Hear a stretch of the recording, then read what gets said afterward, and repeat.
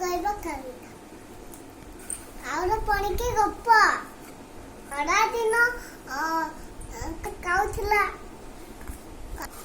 କାଉକୁ ଭାରି ଶୋଷ ଲାଗୁଥିଲା। ସେ କୋଉଠି ବି ପାଣି ପାଇଲାନି। ଗୋଟେ ମାଠିଆ ଦେଖିଲା।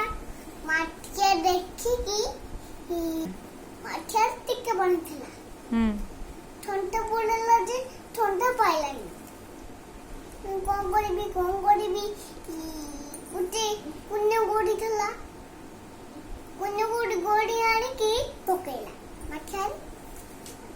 ପାଣି ଉପରକୁ ଉଠିଲା। ସେ ପିଇଲା ଉଡ଼ିକି ପଳେଇଲା। ମନକୁ ସେ ଉଡ଼ିକି ପଳେଇଲା। ଗପଟି ସରିଲା। ଗପଟି ଭଲ ଲାଗିଲେ ଲାଇକ୍ କରିବ ଆଉ ସେୟାର କରିବ ଆଉ କମେଣ୍ଟ କରିବ। ବାଇ।